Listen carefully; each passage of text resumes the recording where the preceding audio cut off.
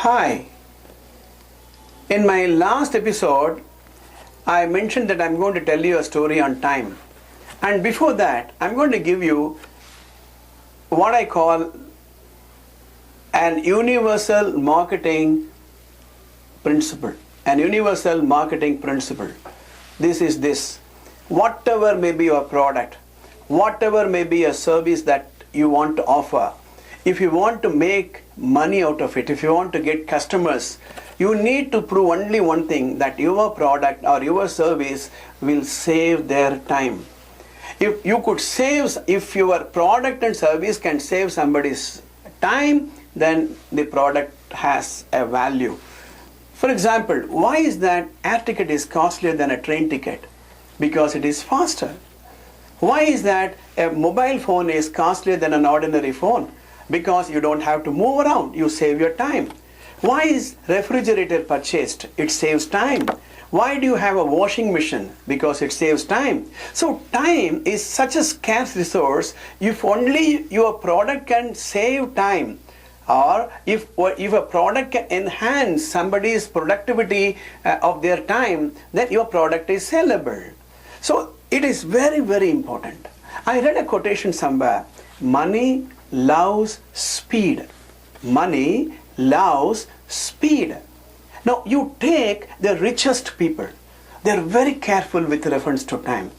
In my managing time seminar, I use the word managing time with quote unquote. As I have already explained to you, there is no such thing as managing time. What you really mean by that is managing the productivity of time, because time cannot be controlled and so cannot be managed.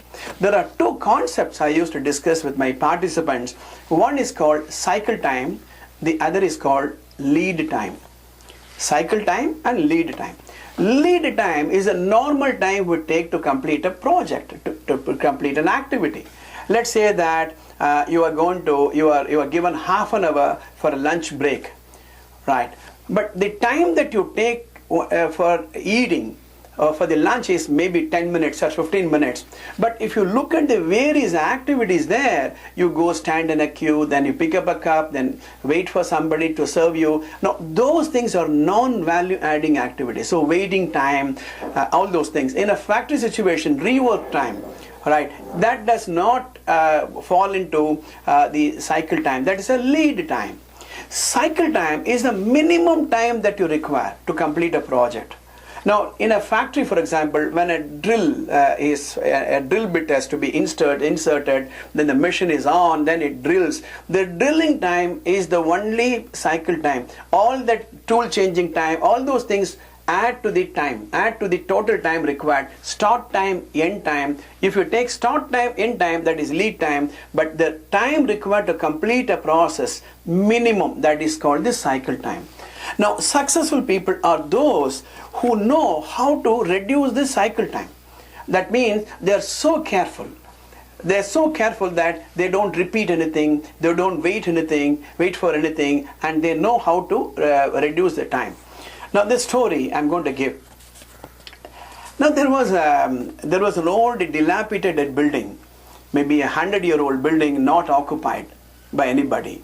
Now, there was a snail at the backyard of this old building. The snail decided that I should move out of this place before the house collapses, and so it started moving. 1 week it took to come to the backyard. Then it took another 10 days to come to the kitchen. Then it took another 15 days to come to the hall. Then another 1 week it took to come to the front portico.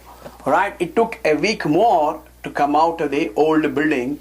As it came out of the old building, the nail looked back and the old building collapsed. And the nail said, "Oh God, thank you very much. I came out very fast. What would have happened if I had come slow? I would have been destroyed." Now for the snail, these 40 days, 45 days, the snail is very, very happy. Now the question is, what is a benchmark with reference to time? You take any industry, a movie is not produced the same way it was produced some time back.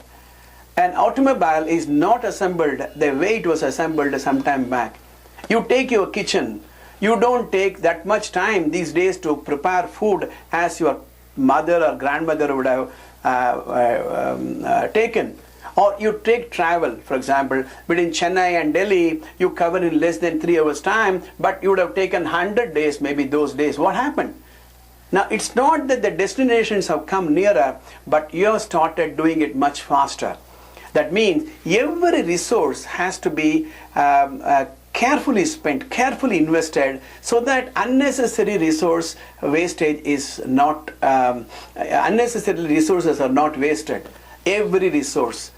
You should be so frugal, you should be so careful when it comes to time. Because time is scarce, because time cannot be earned back. You may lose anything and get back. You may lose your property and get back. You may lose any missionary, people. You can always replace with some more people. But time once spent cannot be got back. So time is a very, very important resource. You need to ask yourself, am I fast enough? You need to ask yourself, is there anybody else who can do this much faster than me? If the answer is yes, how is he able to do it much faster than I am, right? I'm going to give you an interesting story on how people time should be used for our advantage. In my managing time seminars, people come and tell me I'm overworked. I have no time for a vacation. In fact, in one seminar, a person came and said for the last 2 years, he has not taken a day's leave. He says his day starts at 8 o'clock in the morning till 10 o'clock in the night.